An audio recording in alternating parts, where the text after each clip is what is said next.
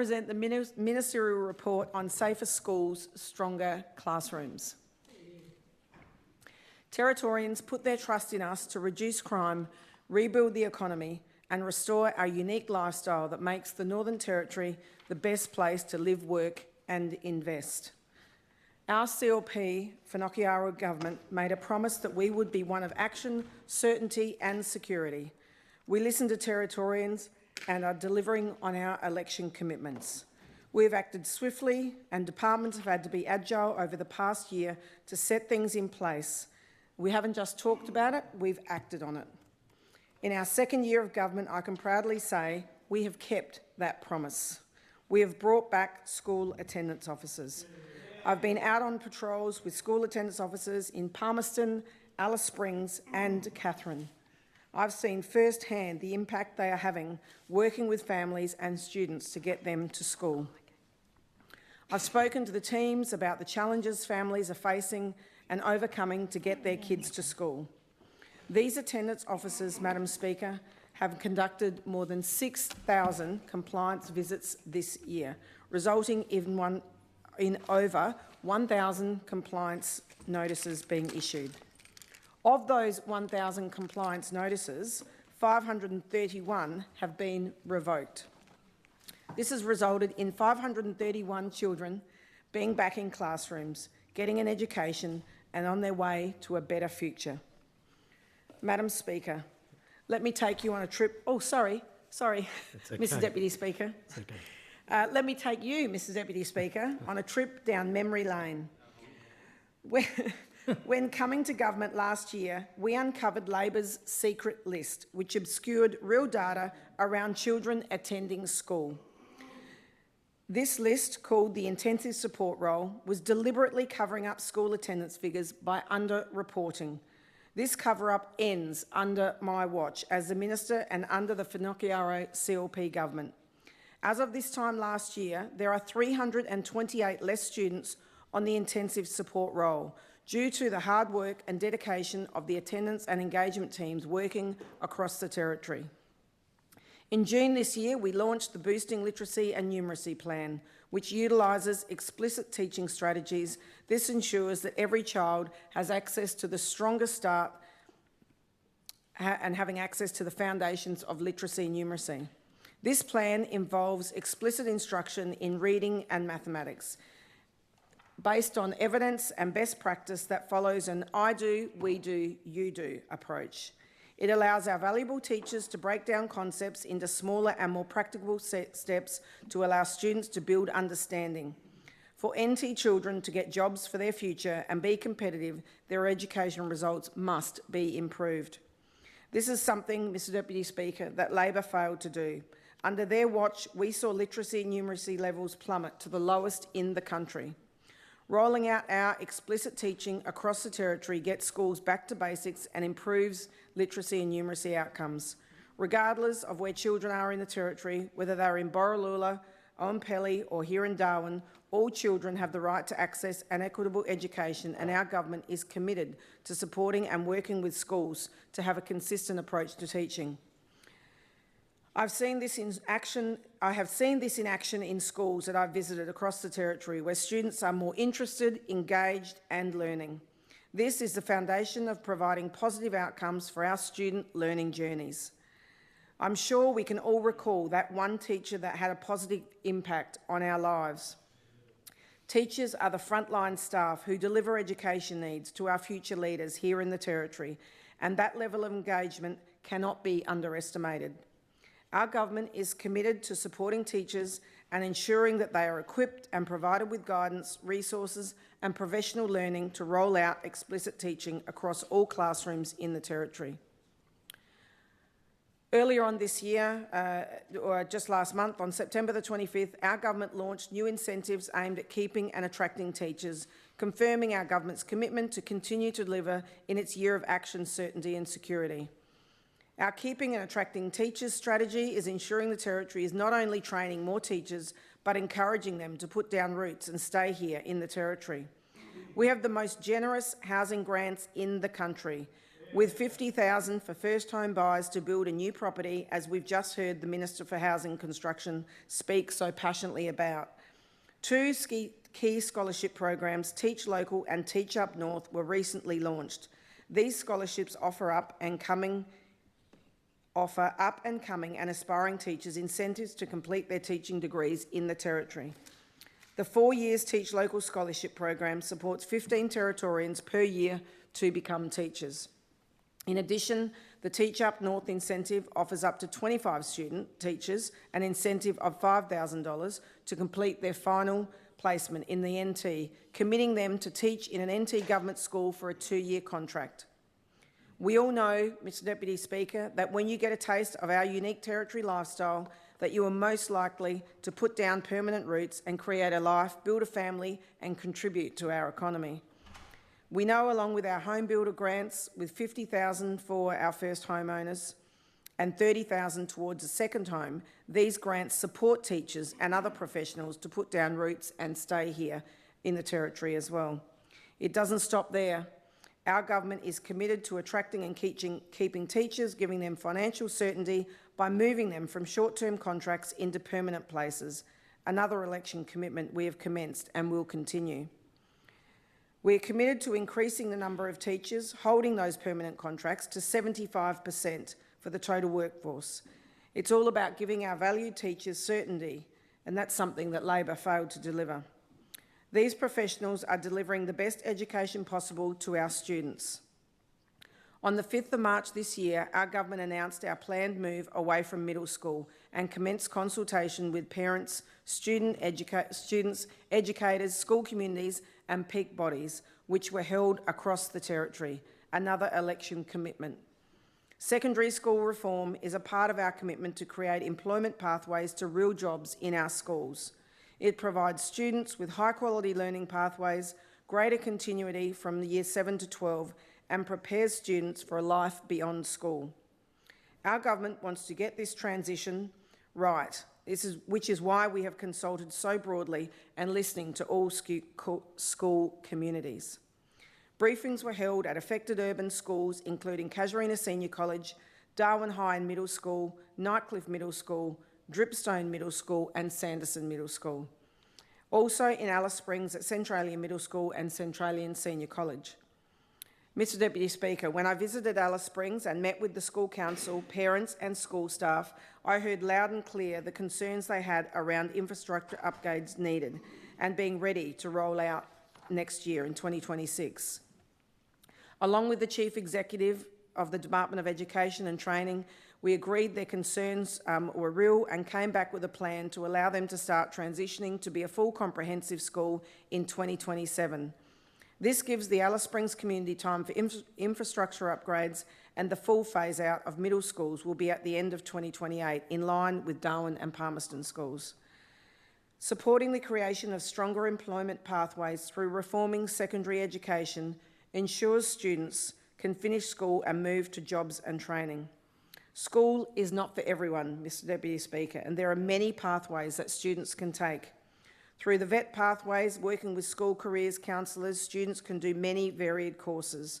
When in remote settings, there are learning on country programs that can support a pathway to either an ATAR or employment, and students should be supported through these processes. Work has also begun to improve secondary pathways for all students in remote and very remote areas. We are developing the Skills NT plan, which will support the vision of the NT's economic strategy 2025 by targeting key industries such as energy, defence, agriculture, mining and tourism.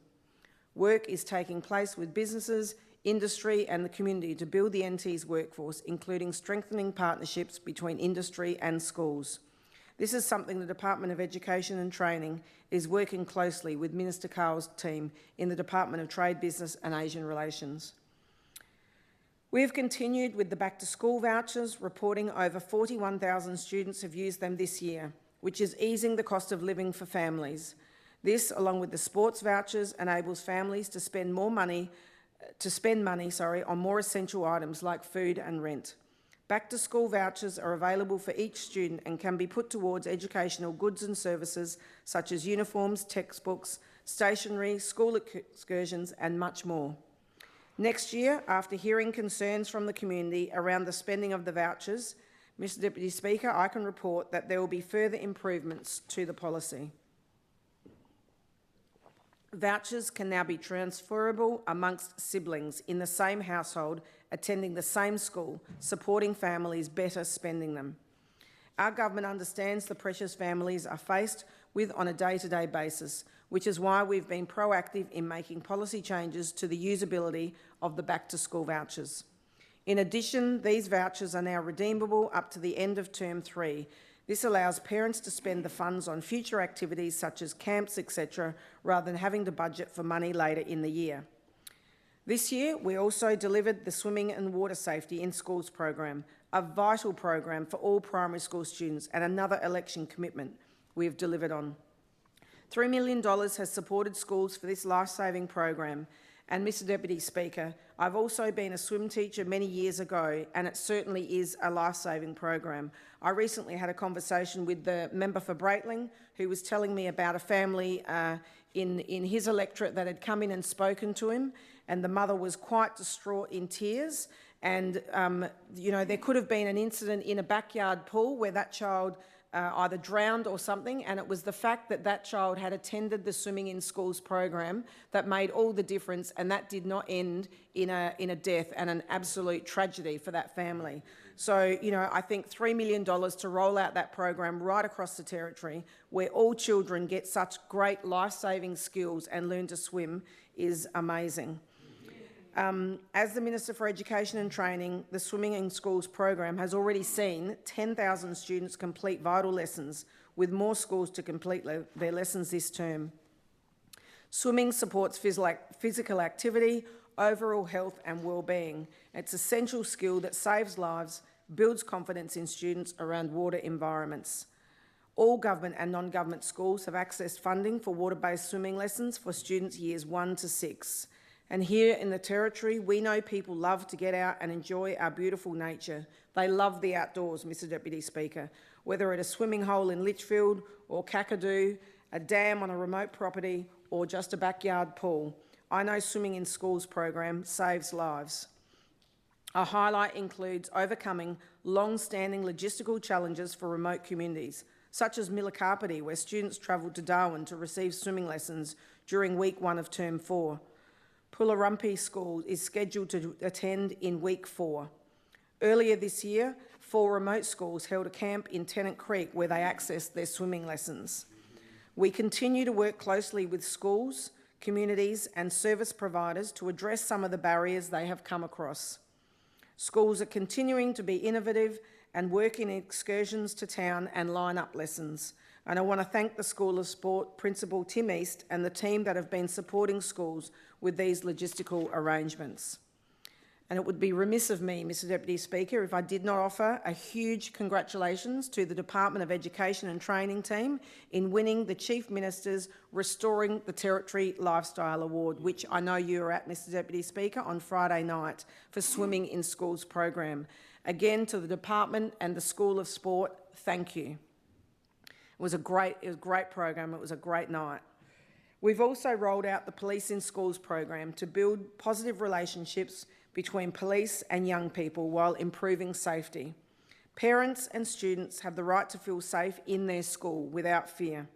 Our government is committed to keeping teachers and students safer through the expansion of counsellors based in schools, not in the Mitchell Centre like the previous Labor government wanted to do. 9 new school counsellors have been recruited to date, with further recruitment underway for more, along with school social workers. This last term of 2025, 5 of the new school counsellors commenced and were allocated to Darwin High School, Darwin Middle School, Dripstone Middle School, Catherine High School and Sanderson Middle School. In Term 1 2026, another 4 school counsellors will commence, and they will be located at Casuarina Senior College, Nightcliff Middle School, to Min Min College and Darwin High School. What we saw under the previous government, as I've spoken about many times before, is a model that had counsellors operating out of the Mitchell Centre, as opposed to a student being able to access a counsellor in their school environment. We also want teachers to feel safe at school and to look after their well-being whilst feeling appreciated in their workplace. Mr Deputy Speaker, we know we cannot attract and retain exceptional teachers if they do not feel safe in their own workplace. After years of going backwards under the previous government, we are slowly turning the ship around, but this will not happen overnight, nor in just 12 or 14 short months, but we are well on our way. The Department and NT Police are working together to develop a staged program to place police Aboriginal liaison officers in regional and remote schools. And I announced this in Katherine just a couple of weeks ago, Mr Deputy Speaker. And this program is in addition to and complements the existing school-based policing program. Placing ALOs in our schools is another measure our CLP government is taking in our year of action, certainty and security to increase school attendance rates. As I've repeated time and time again, and will continue to do so, we want better outcomes in literacy and numeracy, and also improved school attendance rates. The school-based ALA program will see 40 ALOs over the next 4 years to work in selected government schools. They will provide culturally appropriate responses to issues in the school and community. As I've said, a couple of weeks ago, we announced 2 in Katherine, one Ethan Woods Alum at the Katherine High School and Sylvia Moroney at McFarlane Primary School. These 2 ALOs are born and bred locals that have a wide range of cultural and family connections that will hold them in good stead for the work they will undertake. The program is about stronger connections and safer schools, which leads on to better outcomes for everyone. Our government is committed to holding parents accountable for depriving their children of an education. Our Finocchiaro-led government has a clear focus of getting kids back to school and holding parents accountable. And earlier this year, new legislation was introduced to support the important work of the school attendance officer by enshrining their role in legislation. Parents who consistently fail to get their children to school will now be referred for income management. All parents have a responsibility to get their children to school. Department officers can now refer parents to income management in instances where reasonable and sustained efforts have been exhausted, with the aim to achieve compulsory enrolment and attendance. And I stress this is for chronically disengaged students, Mr Deputy Speaker. It's a simple message. If you don't want to be income managed, get your kids to school. The School Attendance Officer program aims to increase school attendance, protect vulnerable children from disengaging from our education system and ensure that every child in the NT has access to the education they deserve. In addition, student engagement advisors lead complex case management to support students and families to re-engage in education. The CLP government, after a lot of consistent work with the department and the attendance teams, have halted the decline in attendance rates and have maintained a system-wide attendance rate of 71.7% when compared to Term 3 2024. The stabilisation confirms that the work the department is doing is heading in the right direction. The consistent work to support students to engage in education and learning and holding parents to account for sending their children to school remains front of mind and is paramount in delivering outcomes. Attendance rates regionally have increased, with 4 of the 6 regions increasing attendance in Term 3 2025. 68 of our government schools recorded an increase in attendance when compared with the same time last year. Of these, 6 schools recorded a remarkable increase of between 10 and 15 points, with Mungbara standing out with an extraordinary increase of over 30 percentage points. Well done to them and the community. School staff, along with regionally based student engagement advisors and school attendance officers, are committed to continuing to work in partnership with families and students to attend school and engage in education and learning. And there's been a lot, Mr Deputy Speaker, of focus on the early education and care sector recently, with safety concerns and also the delivery of services right across our regions. I know we have staffing challenges here in the Territory, so our government has launched the Early Childhood Scholarships, offering up to 25 scholarships each year, valued at $5,000, to support these studying early childhood education. We've been working hard to clean up the mess Labor left us in the education space, but there is still plenty of work to do. This is just the beginning. Our government is laser-focused, determined and courageous. We're building momentum and delivering results. Our government will continue to deliver for Territorians because that was what we were elected to do.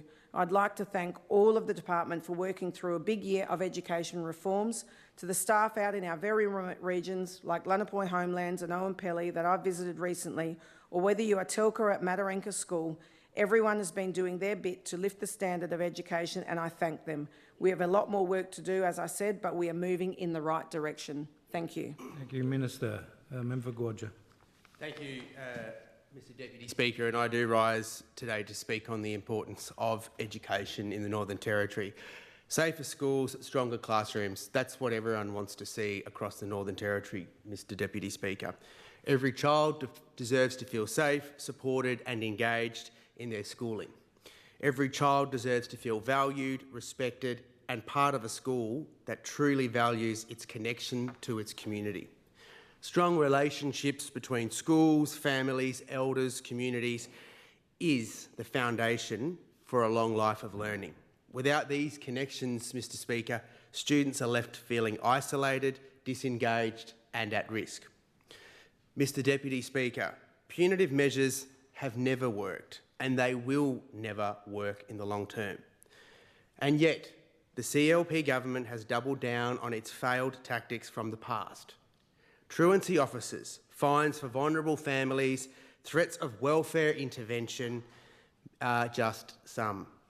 They've spent $21 million so far, and what has it achieved? Nothing. Attendance overall has not improved, despite what the Minister for Education will tell you. Not one school can point to a success under this approach. Now, Mr Deputy Speaker, let's be clear, the Minister is celebrating Mataranka School, a great school here in the Northern Territory. This is the same Minister who in March was celebrating Timber Creek School, a brilliant school in the electorate of Gwoja. As soon as that school didn't have the numbers and figures she wanted to quote, she dropped that school like a hot cake, ignored them, ignored their kids and ignored their requests. That's what you get under this government, is an education minister who is only interested in showcasing schools that are going to make her look good rather than showcasing Territory schools for their excellence in educating Territory kids. Children are not just numbers, Mr Speaker. Children are not just statistics. Children are human beings with potential, with curiosity and with promise. They deserve to be nurtured, supported and inspired, not punished or criminalised. The comments from the Education Minister this week are disgusting. This is National Children's Week, when we should be showcasing, talking and elevating the positive stories in our schools of our children, their educational excellence, their achievements, their aspirations, Mr Speaker. That is what we should be discussing here and celebrating. The Education Minister spoke about Aboriginal liaison officers, and I absolutely want to acknowledge that ALOs, Aboriginal liaison officers, have the potential to have a positive impact in our communities, and they have the potential to be a positive initiative. But so far this week, this minister has shown confusion and a lack of understanding. She has suggested that these officers might be responsible for behaviour management, a role they must never play. They are not the police, they are not there to enforce, they are there to support, to bridge cultures, to strengthen relationships and to support inclusion and safety. They are there to work with families, schools and communities to ensure that students feel understood, valued and supported. We are watching closely, Mr Speaker. How will they fund these officers? The Minister has not yet been able to clearly articulate who is paying for these officers. Is it the Northern Territory Police? Is it the Department of Education? Are they using the Better, Fairer Schools money that was designed for educational resources and children's supports to pay for police in schools? How will they recruit and what training will recur? Which schools will they serve? The Education Minister spoke about deploying these ALOs to remote communities. Will they be deployed by themselves? will they be deployed to schools that have a police presence in the community already? We also know that the Education Minister is going to pay ALOs in schools more money than our hard-working ALOs in our general community, completely dividing our own ALOs. There will be a category for one ALO who serves the general community, out on patrol, working in the community for community safety, and then in a school, an ALO will be paid more money than a general ALO. That is not equality. That is not fair. That is not equal, Mr. Deputy Speaker. How will they collaborate with police constables in schools? This is a government that promised police constables in schools and now has changed their tune and now are saying that they're rolling out ALOs across 40 schools in the Northern Territory. Can't tell us which 40 schools they are. And newsflash, this is not an Aboriginal issue. Stop trying to make it out like it's just Aboriginal kids that need to have support in schools.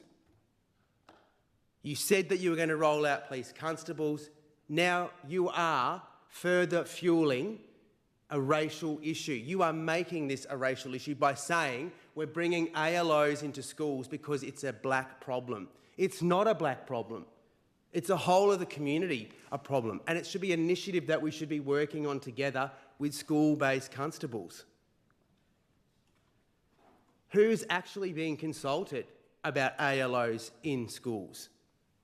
At the present time, Mr. Deputy Speaker, all we have from the CLP is a press release with no plan, no detail, and certainly no accountability.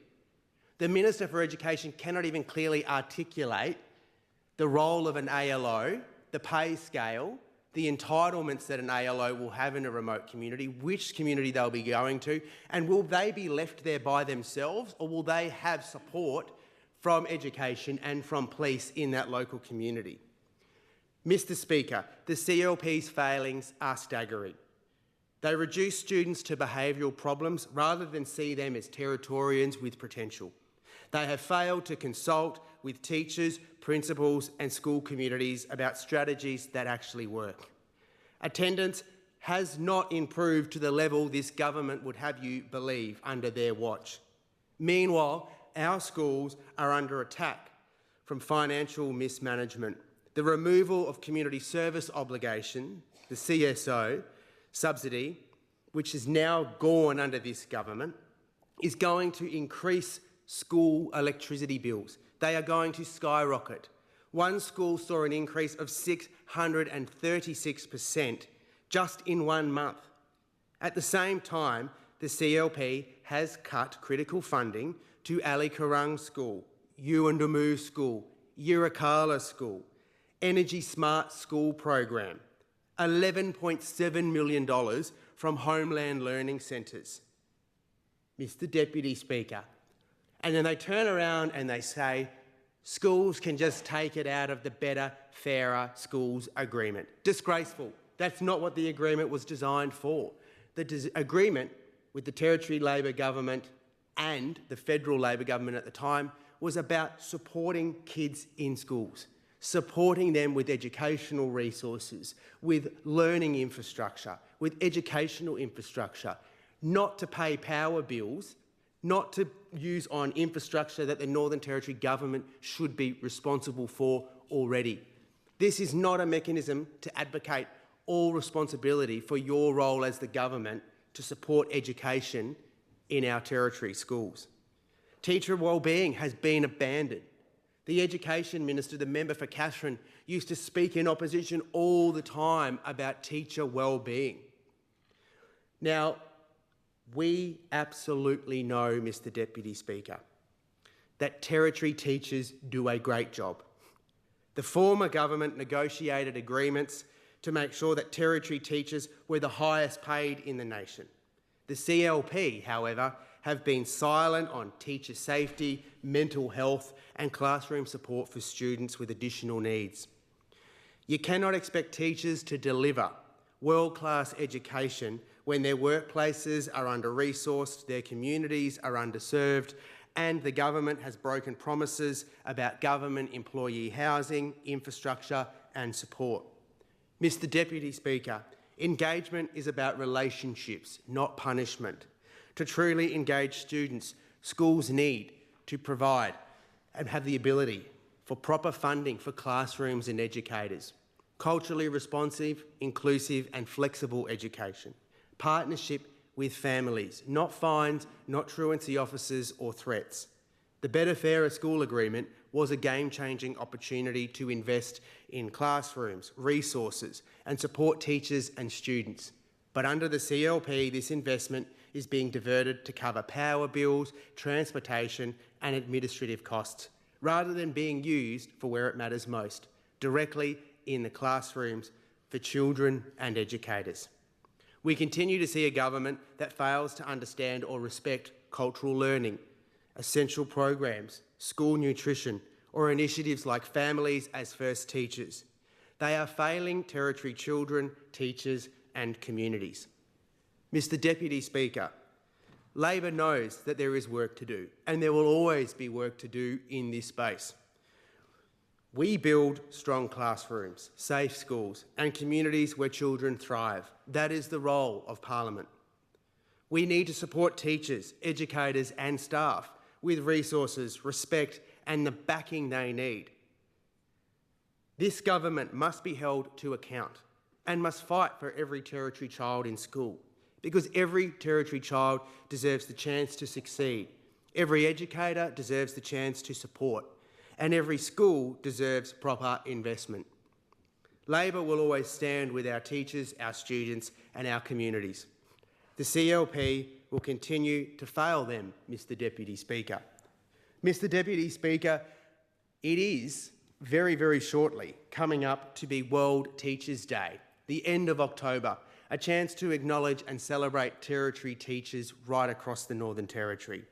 We must all stand to support Territory teachers. Now, the Minister for Education has spoken in here today. She's spoken about policy, she's spoken about her vision. But let's not forget, it is CLP's DNA to bring in these policies, and time again, they offer a quick sugar hit, but in the long term, they cause destruction, despair and disadvantage in our community. You only have to look at the CLP's previous policies of failed yellow shirts in Territory remote communities, have not delivered any substantial improvement in Territory education. The Minister for Education talks big and wants to act mad like she's the hero of the Northern Territory, gonna put every parent on income management. Newsflash, sweetheart, most people living in remote Aboriginal communities are already on income management. It is completely absurd for... Order. Deputy Chief Minister. 31. I find that offensive, calling a fellow Member of Parliament a sweetheart. I do ask you to withdraw the comment, please, Member for Gwoja. I will withdraw. Newsflash, Member for Katherine. Talking big and acting mad and acting like a hero to win a quick Facebook like is cheap, dirty, nasty politics and is what you would expect from the CLP government. Because, newsflash, every remote person is probably already on income management in the Northern Territory, some way, shape or form. They make these stupid announcements so they can go and knock on doors in their electorates and say, we're doing this, we're being tough. Well, income management doesn't work. People are already on income management. But this is what you get from this lazy government, is we need to look tough, we need to look like we're doing something. Well, actually do things that actually work. Because so far, you've spent $21 million, and have you got the investment in your attendance rates? No. You're coming out and you're demonising, saying that you're going to put every Aboriginal person on income management who doesn't get their kids to school. They're probably already on income management because it's compulsory income management in the Northern Territory. So you're failing there already. You come in and you only talk about Territory schools when they suit your narrative. You spoke tough on Timber Creek and you said Timber Creek was the best school and it was amazing. Suddenly their attendance rates don't suit your narrative. You drop it like a hot cake. The School of Mataranka, a great school in the Northern Territory. Be careful, Mataranka. As soon as the minister's done with you, she'll throw you in the bin like she throws everything else. Because this is a government that you wouldn't even trust to put your bin out on a Wednesday night, let alone reform education to deliver transformative investment to our kids. This is a government who won't actually do the work to actually look at what our schools need. They say to our schools, oh, just take it out of the better, fairer school agreement. We're going to get rid of your power subsidy. Take that money out of money that's supposed to be teaching and educating Territory kids. Oh, we need to look at our EBA negotiations. Take that out of the better, fairer schools agreement because we don't have any money. That is what you get under this government. This government promised to build government employee houses for teachers to increase them in our remote schools. Well, what do we see? We haven't seen that investment moving forward into government employee houses. I have over 30 schools in my electorate, Mr Deputy Speaker. And when I talk to those schools and I talk about the Education Minister, you know what they say to me? Who's that? Never heard of her. Hasn't been to not one school in the most remote parts of my electorate.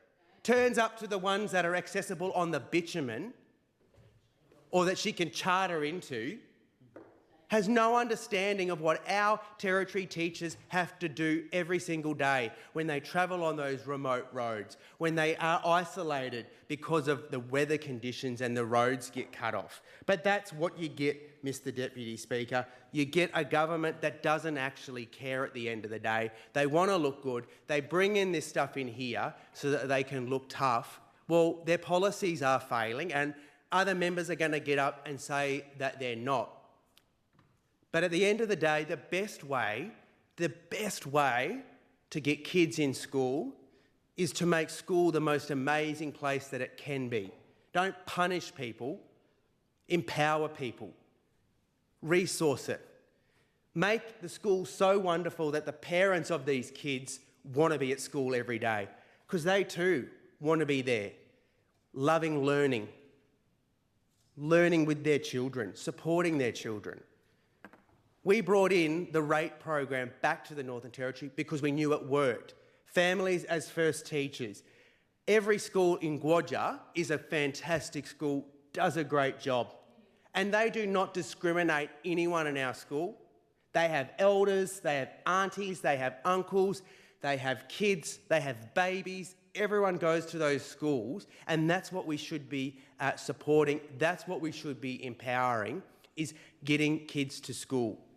You look at the Central Australian plan in Central Australia, the significant investment that Marion Scrivenger brought to the Northern Territory's Central Australian region, able to fund on-country learning programs in our remote communities and in Alice Springs to help engage kids, to look at the curriculum and say, how can we bring in youth ranger programs to help young kids get engaged and come to school? This is a government that are going to ask their hard-working truancy officers, and when you speak to the truancy officers, they say, this is not the type of work we want to do, this isn't what we signed up. We signed up to empower kids, to empower parents, to get them to come to school, not to be out there issuing fines and growling at parents and kids. This isn't the work that we wanted to do. We wanted to be involved in a more proactive way to get kids to school. We wanted to actually be there to bridge them. But now you've got the Education Minister saying she's going to use them to do reporting. So chances are we're going to see an increase in reporting in the child protection space because the schools will have no choice but have to report it up as a neglect issue if the kid's not going to school, because that's the only way that you can get kids and families onto a higher percentage of income management, is to go through that avenue. And that is dirty politics if that's what this government is going to do, Mr Deputy Speaker. I absolutely will support any initiative that is progressive, that works at supporting families. If kids aren't going to school, then let's understand what they need. What are the supports that they need? What are the programs that they need?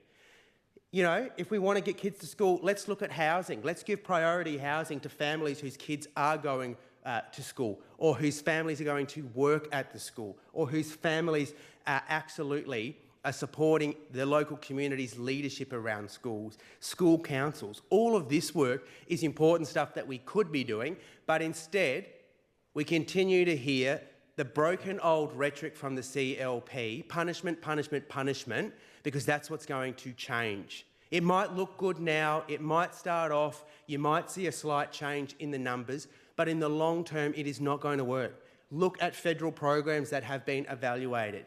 Look at the Yellow Shirt program.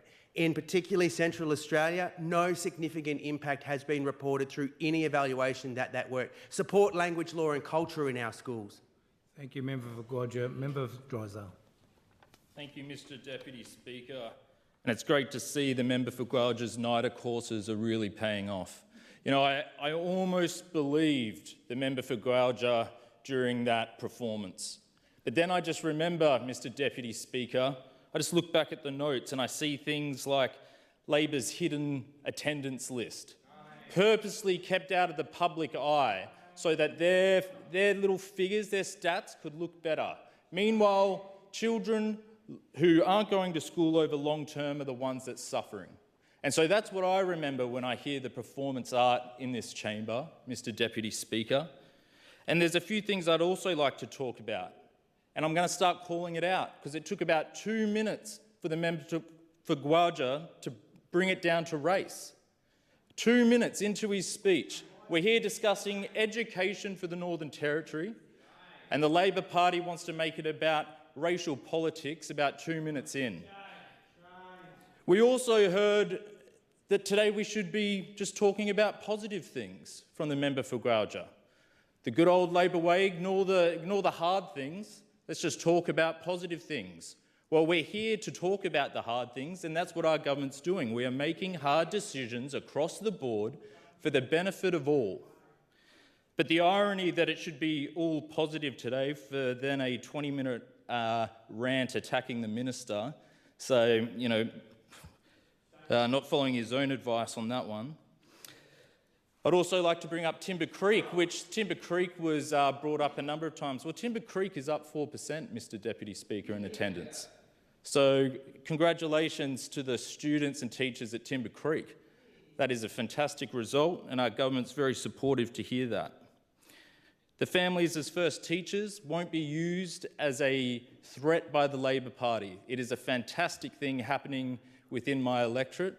I thoroughly enjoy attending the families as first teachers, and I'll let everyone in Drysdale know that I'm very supportive of such initiatives.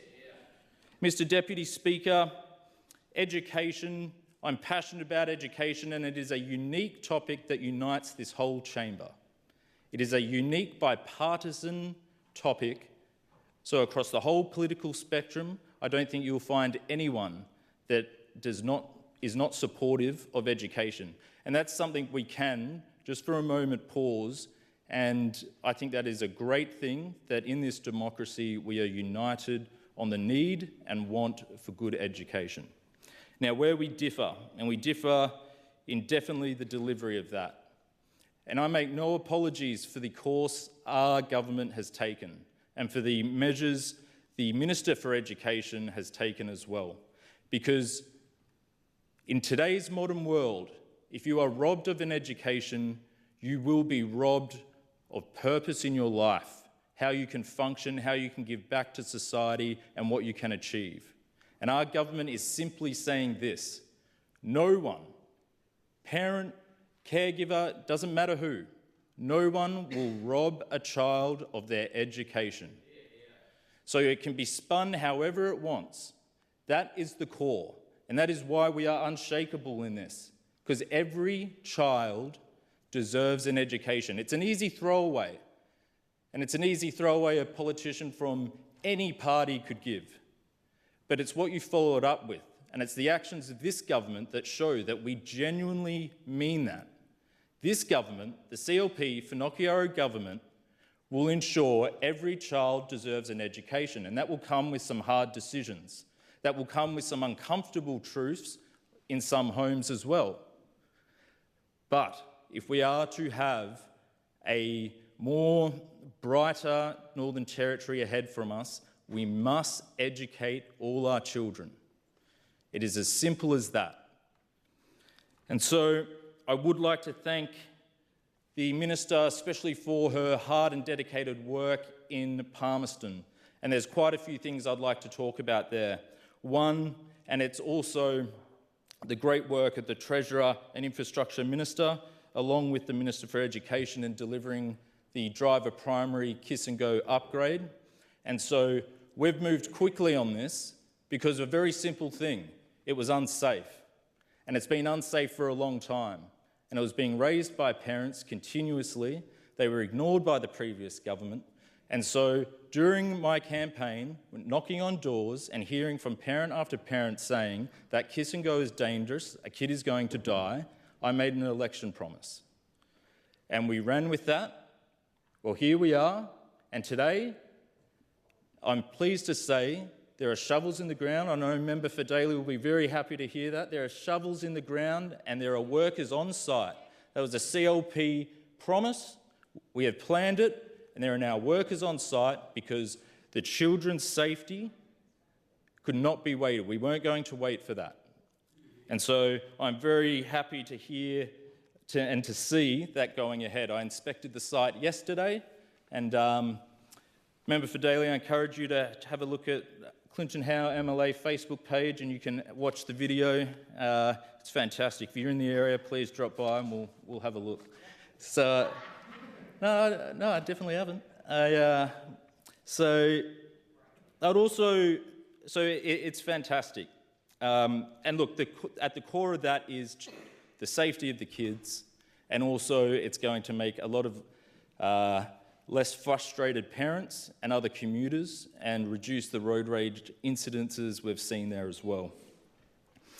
Now, something I think that is really well worth discussing, and that's Minister for Education's journey with the Palmerston Special School. You know, politics can be it's a slog of a game, and the Minister has really shown how you just fight through and deliver. She, in opposition, presented a petition on behalf of the families of Palmerston for a special school in the Palmerston area. It was ignored by the then Labor government, and she has just pushed through in this year of government, and she has secured that, and we are announcing $110 million to the creation of that new special school, which will see positions of up to 200 students. And I can't say how much it is needed, because in my electorate we have the Palmerston College Driver Campus, which currently, Mr Deputy Speaker, I believe we've got numbers of around 140 special school students, and it was only designed for 40. I believe they are the correct figures. I can change correct the record if not, but it just shows how much the demand is there. And so I'd like to personally thank the Education Minister for just years of hard work, from putting a petition in opposition, winning government, and then as the Minister delivering that for the people of Palmerston. And I know the Chief Minister, the Attorney General, and the Member for Blaine and I are just stoked that we'll be getting that. And for the rural area as well, for the Deputy Chief Minister and the Member for Gwoja, who will fall into that catchment area. So it's fantastic. I'd also like to thank the Minister for the Swimming in Schools program. It's been great. My girls thoroughly enjoyed it as well, and I know their friends did as well. But you know, that's really, we're doing a few things with that. We're trying to take the pressure, the financial cost off families paying for that essential skill, and then that way children will have that essential skill, which will hopefully save lives, Mr Deputy Speaker, because as long as every child deserves their education, and they should be able to swim as well, and we hope that save some lives in the future. So, Mr Deputy Speaker, I stand firmly with the Minister for Education. I think too, in my last minute, I would just like to say what a great initiative some of the attraction scholarships that the Minister has put out as well. And so I'd just like to touch on them. So the Teach Local Scholarship will support up to 15 NT residents per year to become teachers, with recipients will receive $5,000 a year, and this is a great part of it. The extra great part of it, a part-time job in an NT government school while they study, and a guaranteed job for 2 years on completion of their degree. That is a fantastic opportunity, and it's thinking like that that gives me full confidence in this minister, Mr. Deputy Speaker. I want as many, especially school leavers, people at school, if you're 30, 40, 50 and you're looking for a career change, teaching, I genuinely believe is one of the noble pursuits, to be passing on knowledge to the next generation. So have a look at that. We've also got an interstate scholarship for up to 25 interstate residents with a similar pattern. So thank you to all the teachers in Palmerston. Thank you to my teachers, particularly Grey Primary, Drubb Primary, Palmerston College. Thank you, Member for Drysdale. Member for Mulka. Thank you, Mr. Deputy Speaker. I stand to speak on the ministerial report presented by the Education Minister. I thank the Minister for the report. I'd like to discuss some of the very important education issues in my electorate. A few months ago, I visited 𝒂𝒐𝒓𝒐 Bush University. 𝒂𝒑𝒓𝒐 homeland is a homeland which leading education sources. There is a boarding school that elders had created so that kids from surrounding homelands can all come together to learn education and learn each week. This is for a number of years, there have been a significant graduations at 𝒂𝒑𝒓𝒐 homeland schools, with the proud students who have confidence in their abilities and know who they are. 𝒂𝒑𝒓𝒐 Bush Uni is a partnership between the Lainapu Homelands Aboriginal Corporation and the Macquarie University. This is a very welcomed partnership because we have education on country where young people can continue to learn from leaders about young education, about the Yolngu education system, and can continue to gain a knowledge from the university as well as from the bush. And one time at the university in �𝒑𝒓𝒐, Bush University at 𝒂𝒑𝒓𝒐, I believe the minister might have been there, was there when I came there. It was a Bush University schools and studies, and ceremonies were happening during that time. It was Songlines funeral ceremonies, and that's where everybody participated in, and that gives a opportunity for children to come and learn about learning how to learn their songlines and the ceremonies and how to carry on from there on. So that is education as well. And that's why we say it is important for Indigenous people when they are on country out there, that's education as well, when they are learning with groups of people from the elders and leaders. And songlines, ceremonies are also education, so that it can be done at the school building, and it can be done at places like Agarma ceremony grounds.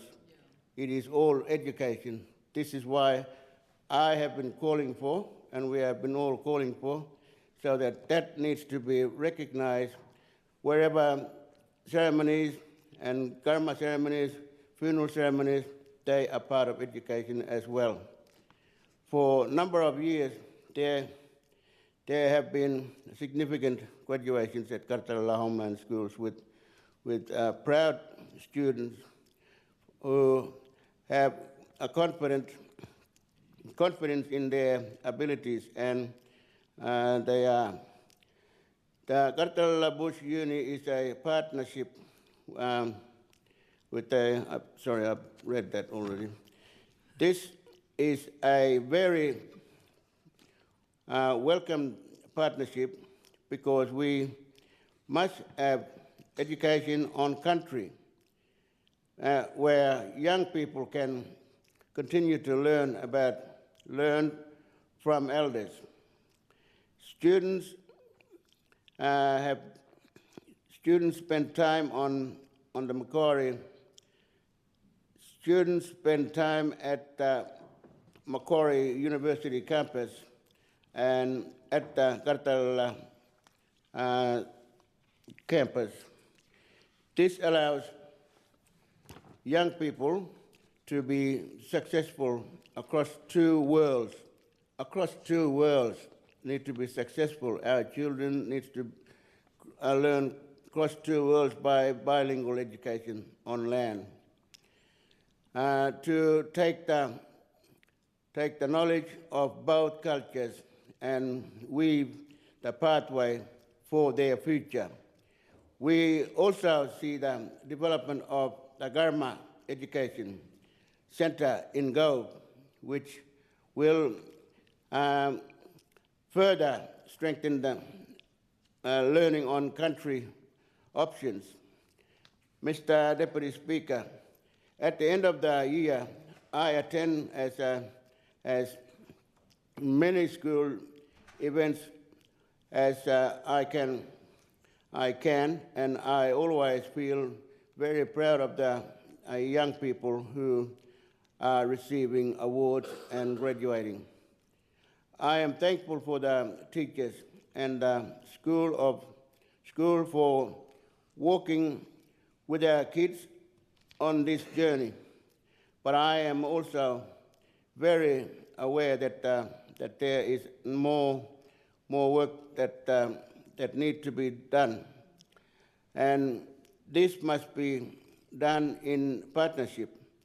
The department officials based in Darwin need to be listening to our communities about what is needed to help children attend school. The department officials in Darwin need to be listening to the education in our communities who have spent decades in the field of education and can advise on curriculum content that will help our children attend school. We need to have teams of teachers developing Yolngu curriculum and advising on the things that will improve education for our children. I have recently written to the Education Minister about Yolngu classrooms at Malak School. Shepparton College and Malak Schools have formed a partnership to help kids from Elcho Island who are visiting Darwin to continue attending school while they are here in Darwin.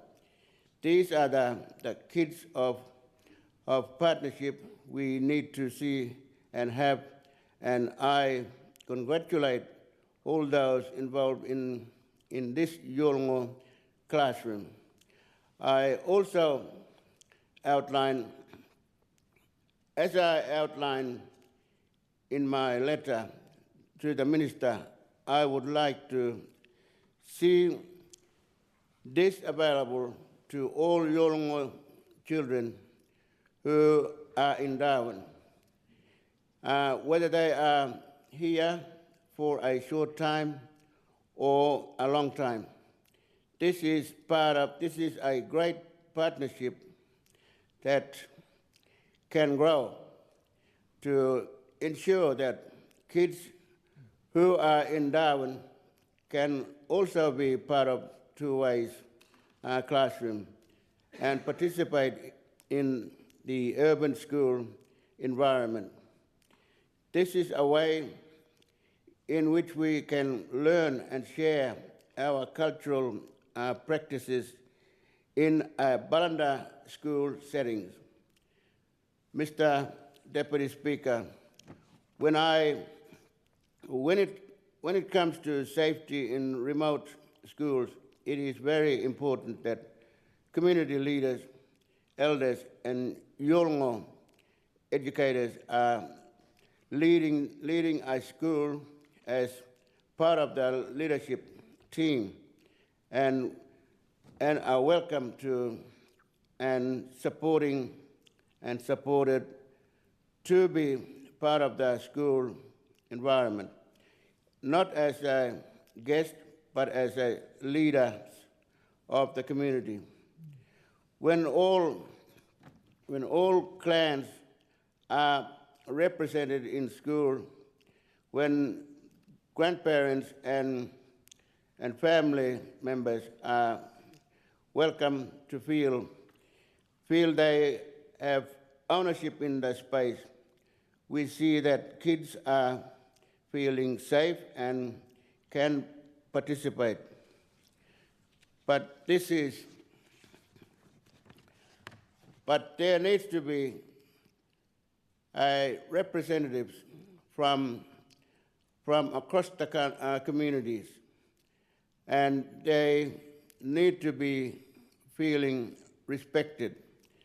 There needs to be a cultural safety for kids and adults across the schools. Cultural safety includes education in language so that children can start by learning in their own languages, which gives them great confidence to be at school. Can members in this chamber understand how scary it is for children when they are sent to a school that uses a foreign language as the main language for instructions? Would members in this chamber send their kids to a Japanese-speaking school if their children did not speak the Japanese language?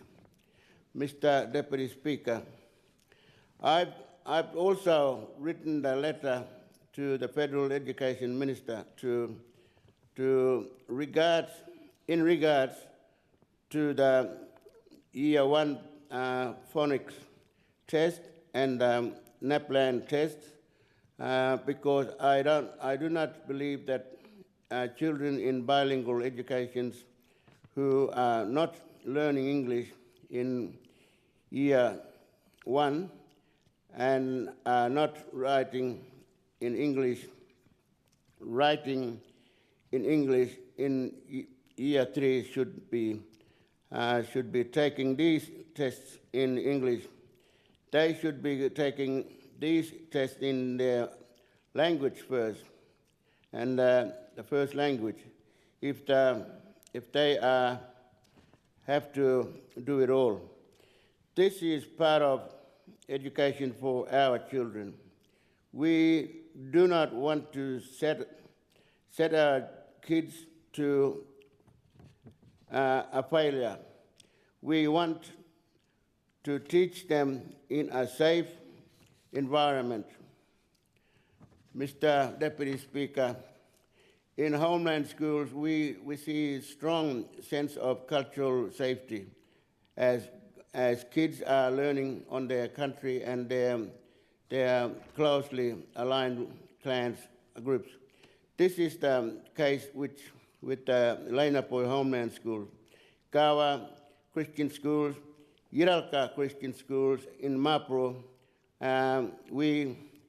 We see see high levels of learning at attendance when they are teachers who also live on country in strongly established homelands. But we need to see the government spread new housing into the homeland towns, as well as so that these communities can address overcrowding issues and follow families to reside in homeland towns where children can attend these schools, achieving schools. With technology today, our homeland schools have great capacity to provide education at a high level level for people living on country. Mr. Deputy Speaker, this is not just one solution for the education crisis that exists, but finding parents and referring them for income management will not create a strong partnership to improve the outcomes for our children in our remote areas.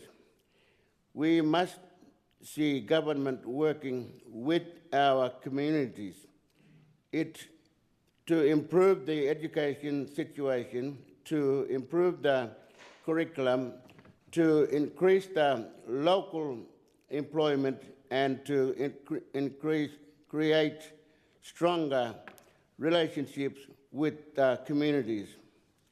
This is the only way to build success for our children. More needs to be done to create stronger partnership. So I urge the government to do this work in all of our communities and build a better education system for our children that includes our elders and leaders, because without the support of the community, without the partnership, we will not see better outcomes. Thank you, Mr. Deputy Speaker. Thank you, Member for Mulka. Member for Fannie Bay. Thank you, Mr. Deputy Speaker. Sorry. I too would like to contribute to the Ministerial report on safer schools, stronger classrooms. Our teachers and school staff are doing an amazing job. They're working so hard in their schools and in their communities, and we all know that school attendance is the key to getting their NT back on track. If kids aren't at school every day, they don't have the same opportunity as kids that do go to school every day. Students who disengage from school are far more likely to come into contact with the justice system or experience long-term unemployment. Returning them to classrooms interrupts this disengagement cycle and helps to reduce youth crime rates. Most people inside and outside of this chamber know that I have a strong connection and a long history with the education system here in the Northern Territory.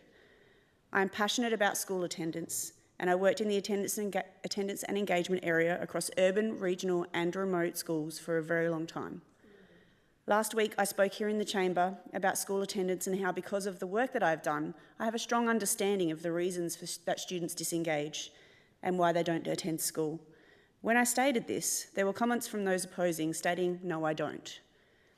Now, for some reason, Mr. Deputy Speaker, those opposite think that they have the right to claim the moral superiority on understanding the barriers to school attendance for kids here in the Northern Territory, which is very interesting, as their record and inability to get kids to school tells a very different story. Rather than addressing the root causes effectively, Labor allowed attendance rates to collapse. They hid the problems by obscuring official data and resorted to bureaucratic manipulation instead of real solutions. They maintained an underfunded attendance-based funding model that particularly disadvantaged remote Aboriginal communities, leading to deteriorating school conditions, plummeting attendance and worsening literacy and numeracy standards.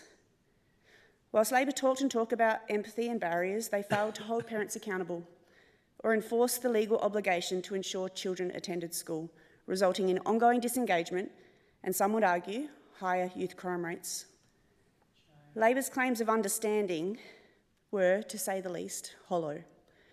In contrast, Mr Deputy Speaker, our government has implemented a balance of understanding with ensuring personal accountability. Our attendance officers, Aboriginal liaison officers and school-based police work with students and families to assist in working to remove barriers to non-attendance. And where there's no justifiable excuse, they will move to compliance actions through the potential of issuing infringement notices and the ability to refer to income management for negligent parents. This work demonstrates a holistic commitment to both support and compliance that Labor neglected. Under Labor, attendance declined and vital services to schools were cut.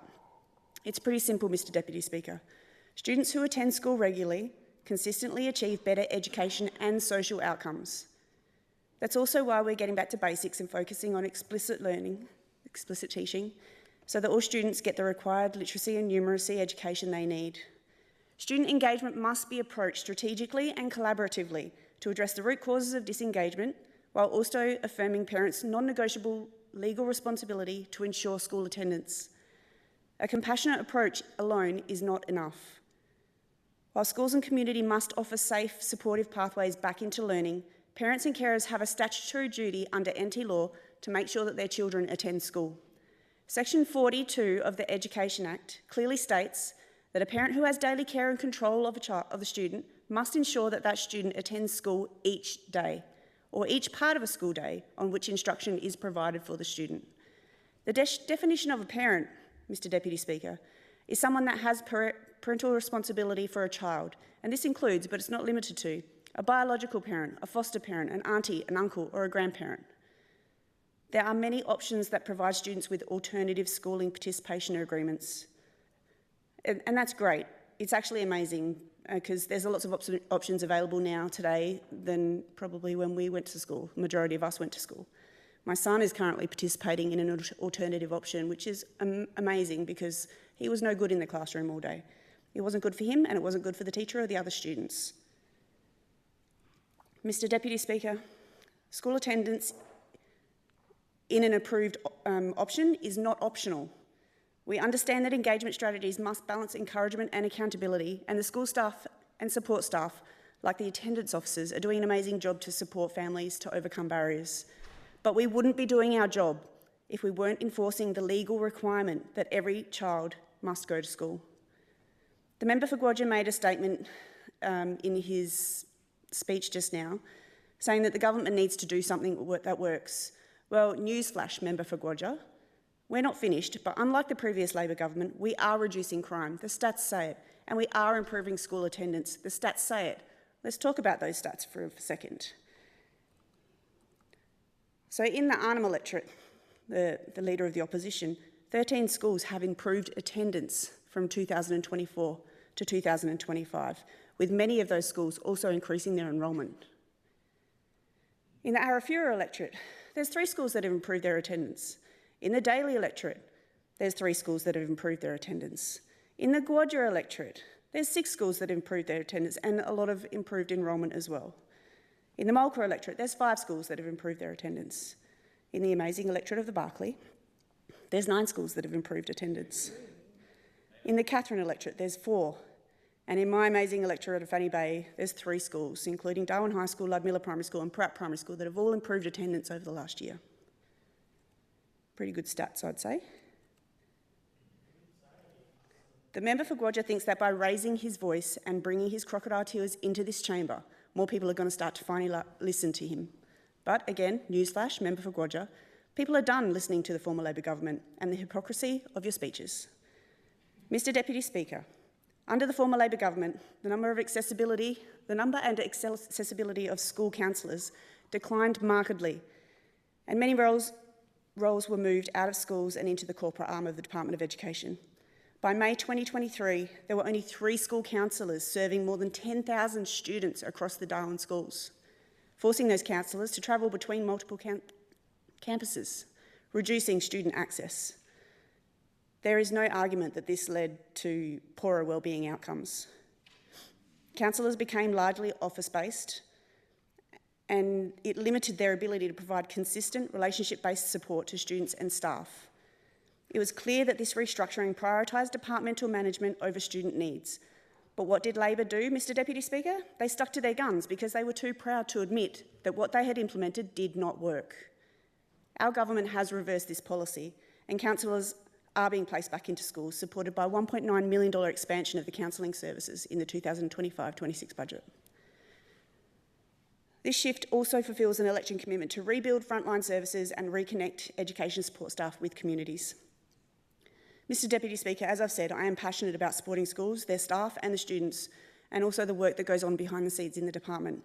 In my maiden speech right here in this chamber, I talked about supporting schools, accessing more teachers and reducing red tape, so our frontline workers could get on with the job that they were hired to do. In relation to this, Mr Deputy Speaker, I am proud of the initiatives that we are introducing to get more teachers into the Territory. Teachers and school staff inside and outside of the Territory can access our homeowner grants to ensure that they put down roots here. And the Minister for Education and Training and the member for Drysdale touched on some of our new incentives to get people here and to be working in schools.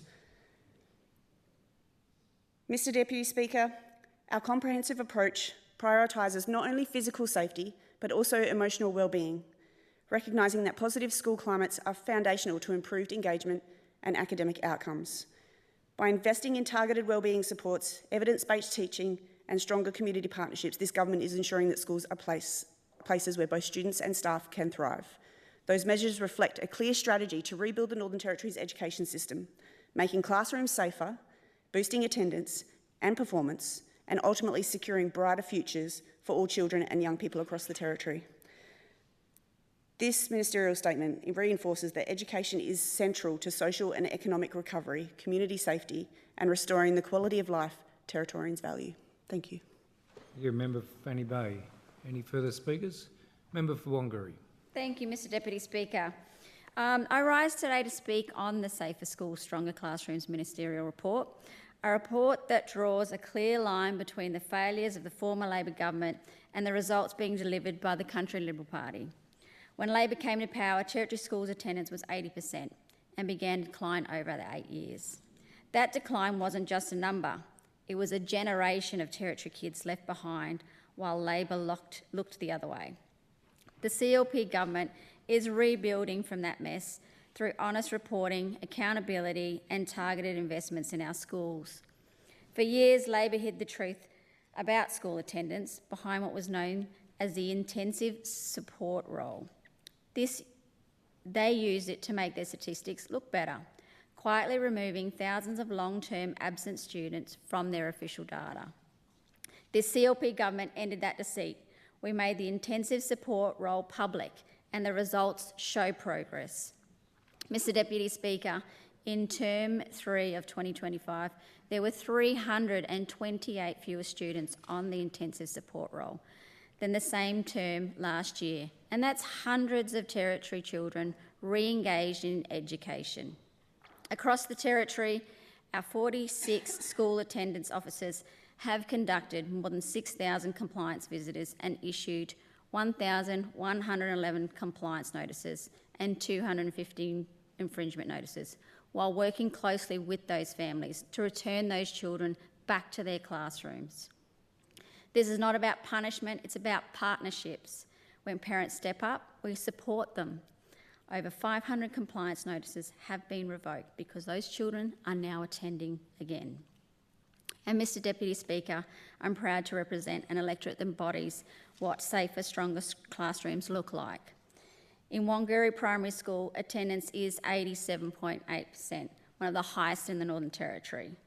The school continues to set a high bar for their students' wellbeing, inclusion and achievement, and a direct reflection of the dedication of the principal and the teaching team there.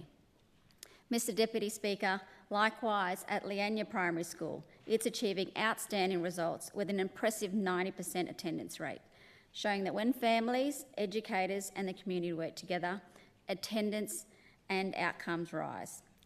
And I couldn't be more prouder of Drysdale Middle School, who has 84.8% attendance, who, in a couple of months ago, won both the secondary social sciences and secondary of the arts categories at the 2025 NT Tournament of the Minds competition. They've won this 3 years in a row, Mr Deputy Speaker, and some of those students have been there for 2 years in a row out of those teams. So a fantastic achievement. And that showcases the creativity, teamwork and problem-solving ability of our local students as a direct result of students attending school with great teacher support. These schools represent the very best of the Territory education. We have engaged families, passionate teachers and students who are thriving in safe, supportive learning environments. Mr Deputy Speaker, the CLP government is also delivering the most significant secondary education reform the Territory has seen in decades, and it's creating stability, consistency, clear pathways from Year 7 to Year 12. Under our plan, Darwin will move to that 4 full comprehensive high schools for Years 7 to 12, and Dripstone is included, Nightcliff, Sanderson and a combined Darwin Middle School. These reforms will end the confusing middle school system that Labor allowed to drift for years. Instead, students will stay in one school community, supported by the same teachers and leadership through their secondary education. Here in Wanguri, families can send their children to Dripstone Middle School as it enhances the expansion into that full Year 7 to 12 comprehensive high school.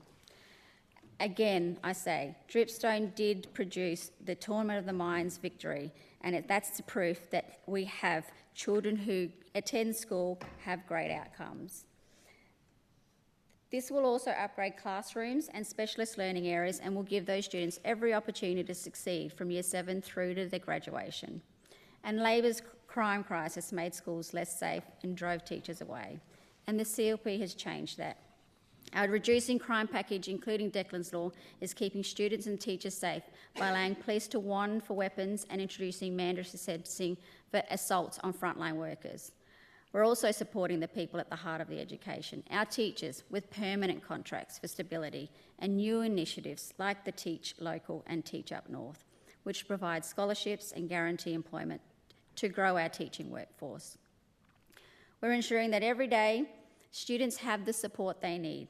The CLP government has committed $1.9 million to embed qualified counsellors directly in those schools, ending Labor's failed model of centralised support based out of the Mitchell Centre.